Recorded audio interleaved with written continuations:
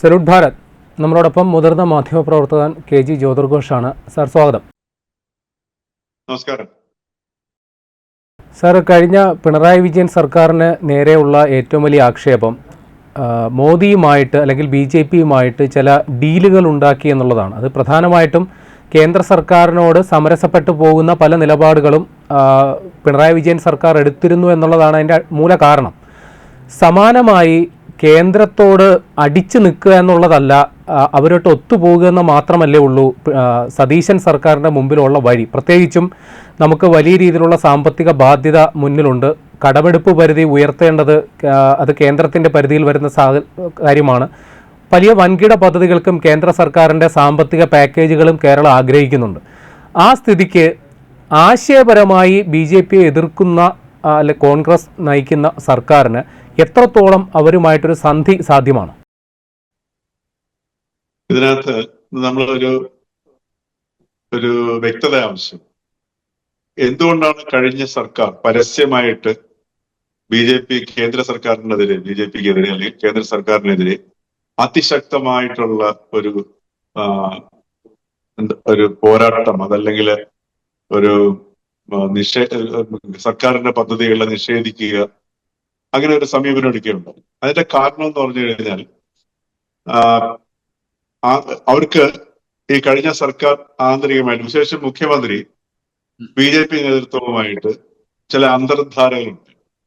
ആ അന്തർധാരകളെ മൂടിവെക്കാനുള്ള ഒരു ശ്രമമായിരുന്നു കേന്ദ്ര പദ്ധതികളെ എതിർക്കുക, BJPയുടെ പദ്ധതികളെ എതിർക്കുക തുടങ്ങിയിട്ടുള്ള നടപടികൾ. അതിന്റെ ഏറ്റവും വലിയ കാഷ്വാലിറ്റി ആയത്, അതല്ലെങ്കിൽ അതിന്റെ ദുരിതം ഏൽക്കേണ്ടി വന്നത് സംസ്ഥാനവും. അതാണ് കഴിഞ്ഞ സർക്കാരിന്റെ കാലഘട്ടത്തിലുണ്ടായ ഒരു സമീപനം. മറിച്ച് നമുക്ക് രാഷ്ട്രീയമായ വിരുദ്ധാഭിപ്രായങ്ങൾ ഉണ്ടാവാം, എന്ത് തന്നെയാണെങ്കിൽ പോലും കേന്ദ്ര സർക്കാരിന്റെ ഒരു കാര്യത്തിൽ നമുക്ക് എടുത്തു പറയേണ്ട ഒരു കാര്യമാണ്.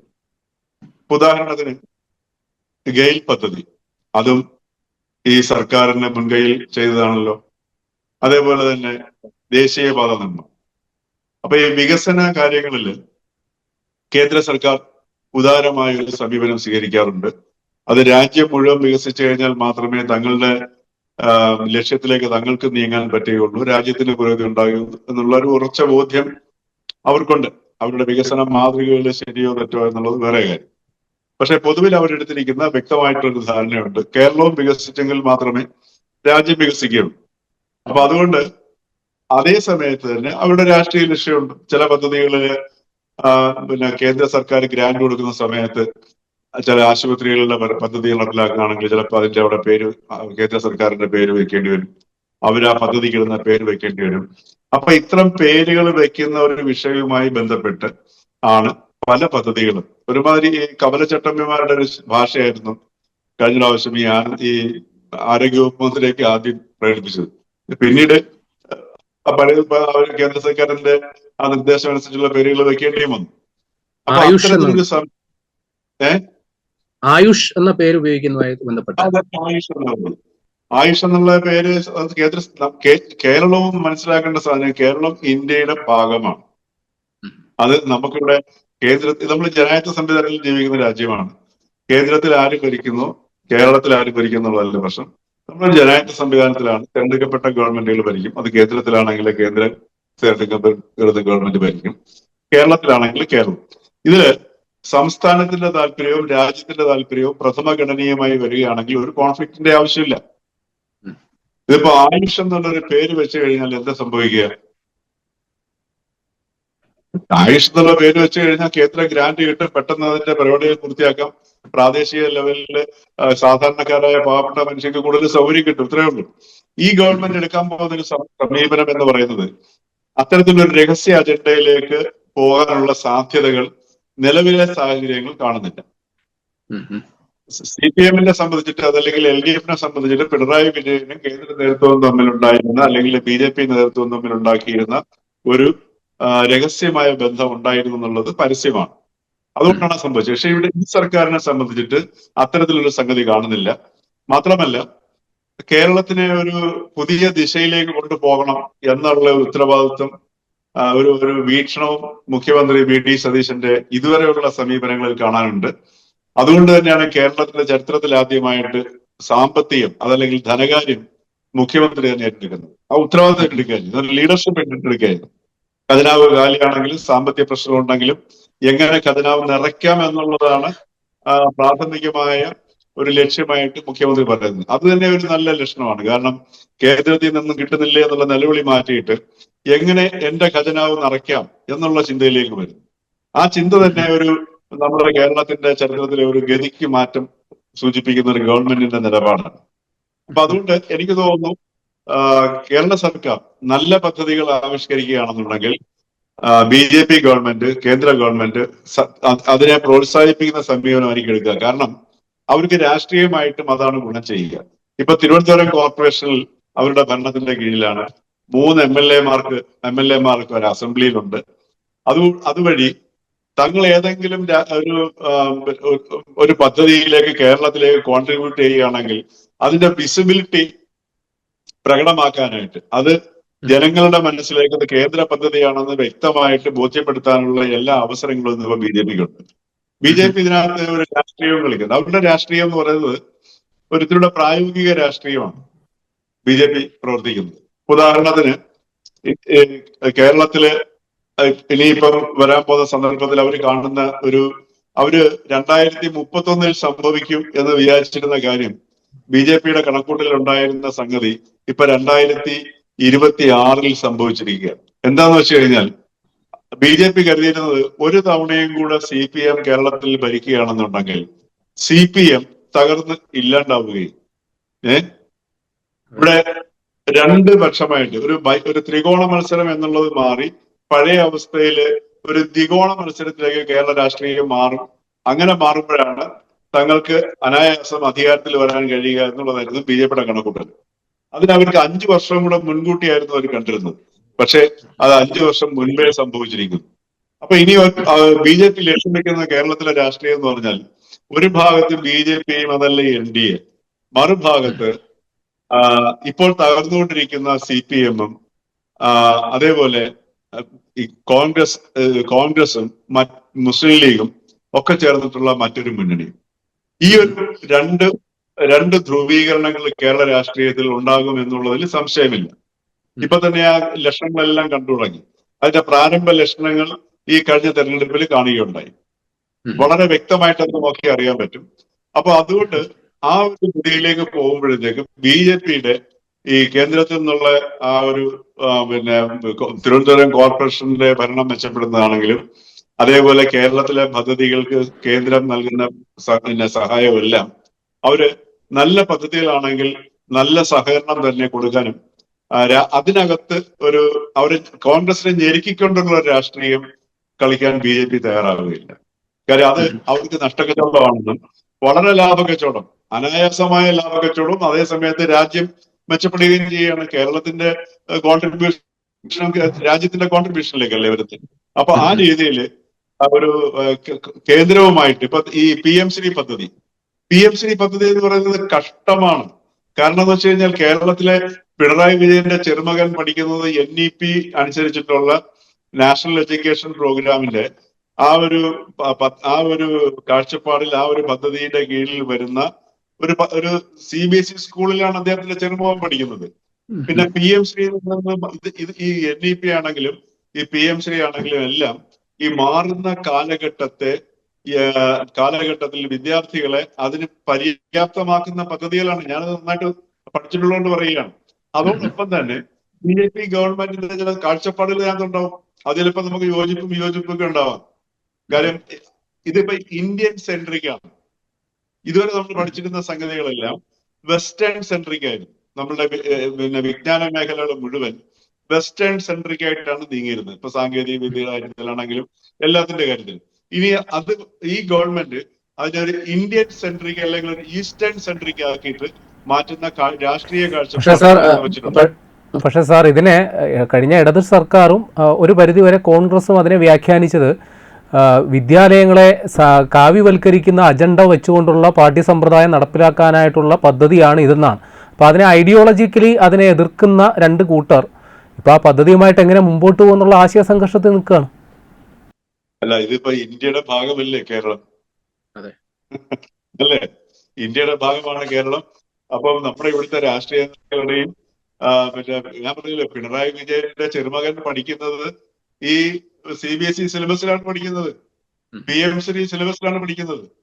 പിന്നെ ഈ PM ശ്രീ എന്ന് പറയുന്നത് തന്നെ ഞാൻ പറഞ്ഞത് ഇതിന്റെ 25% അവരുടെ രാഷ്ട്രീയ അജണ്ടയ്ക്ക് മാറ്റിവെക്കുക. ബാക്കി 75% ഈ കാലഘട്ടത്തിൽ വിദ്യാർത്ഥികൾക്ക് ഉദാഹരണത്തിന് 1ാം ക്ലാസ്സിൽ തുടങ്ങുന്ന ഒരു പദ്ധതിയാണ് കമ്പ്യൂട്ടേഷണൽ തിങ്കിങ്. വളരെ വ്യക്തമാണത്. അപ്പൊ അത് പഠിക്കുമ്പോഴേ അറിയാൻ പറ്റത്തുള്ളൂ.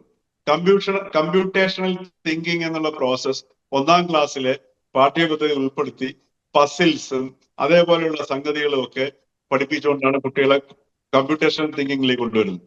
4ാം ക്ലാസ് മുതൽ കുട്ടികളെ കോഡിങ്ങിലേക്ക് പരിചയപ്പെടുത്തുകയാണ്. അത് നേരിട്ട് കോഡിങ് പഠിപ്പിക്കുകയല്ല, ആ കോഡിങ്ങിന്റെ അടിസ്ഥാനമായി ഘടകമായി പ്രവർത്തിക്കേണ്ട ഘടകങ്ങളിലേക്ക് വിദ്യാർത്ഥികളുടെ മസ്തിഷ്കത്തെയും മനസ്സിനെയും സജ്ജമാക്കുന്ന രീതിയിലുള്ള പാഠ്യപദ്ധതിയാണ് 4ാം ക്ലാസ്സിൽ അത് ആരംഭിക്കുകയാണ് ചെയ്യുന്നത്. അതേപോലെ തന്നെ 3 ഭാഷകൾ പഠിക്കണം, മാതൃഭാഷ അടിയന്തരമായി പഠിക്കണം. പിന്നെ ഈ കഴിഞ്ഞ സർക്കാർ തന്നെ NEP-യുടെ ഭാഗമാണ്, അത് ആരും ശ്രദ്ധിച്ചിട്ടില്ല കേരളത്തില്. കാരണം കേരളത്തിലും ഈ LDF സർക്കാർ തെരഞ്ഞെടുപ്പ് പ്രഖ്യാപിക്കുന്നതിന് 2-3 ദിവസം മുമ്പ് ആർട്ട് സാധാരണ പിന്നെ സയൻസ് സബ്ജക്ട് പോലെ മാത്തമെറ്റിക്സ് പോലെ പ്രാധാന്യമുള്ള വിഷയമാക്കിക്കൊണ്ട് ഉത്തരവ് പുറപ്പെടുവിച്ചു. അതിന്റെ കാരണം എന്ന് പറയുന്നത് NEP-യില് science, engineering, technology, maths, STEM എന്നായിരുന്നു.